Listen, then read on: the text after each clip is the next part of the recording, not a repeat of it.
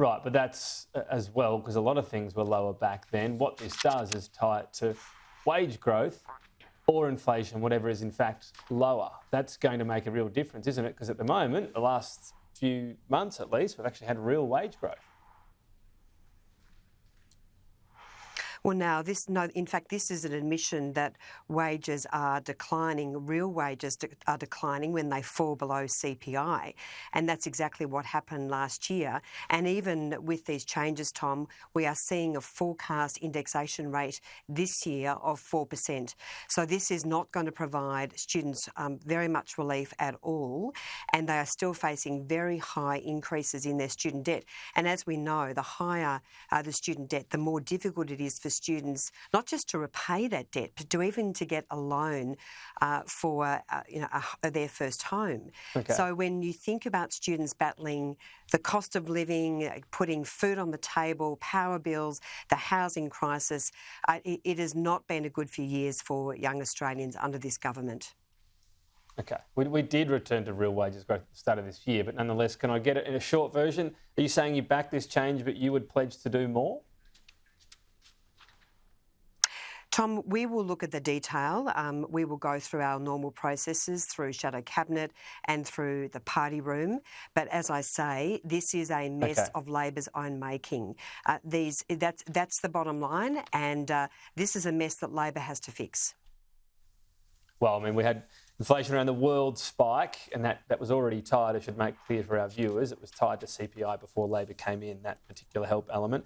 What about the other aspects, giving payments to people? They might be having these pretty long placements in whether they're doing nursing or teaching. Is that a good shift?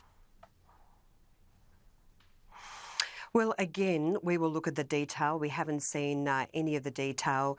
The legislation will come into the Parliament. It will go through our ordinary processes. I mean, this does look positive because students are really suffering the cost of living crisis, as we know.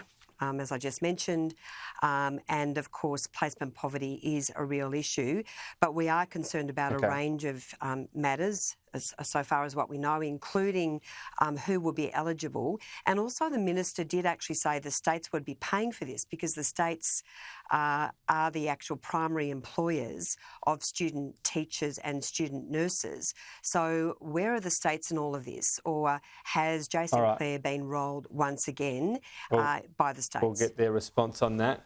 Just jumping in because a couple of things I want to get to. The other interesting thing, the change made during the coalition, the so-called Jobs Ready program, which changed the price of degrees, the review that Labor's using to make some of these changes actually found that didn't work. The aim was to have fewer people studying things such as arts and more job shortages are addressed for us. Are you going to review that yourself, given it was a coalition change, and whether you'd stick to it? Well, let me just say, Tom, on the Job Ready graduate program, we rolled out a whole range of very important initiatives, including for rural and regional students, and the government has accepted a number of those. But on the cost of degrees, we dramatically lowered the cost of degrees for engineers, for scientists, for those studying maths, for nurses and teachers. So is the government saying that they are going to increase the cost of those degrees? Because it did say it would overturn the Job Ready graduates program.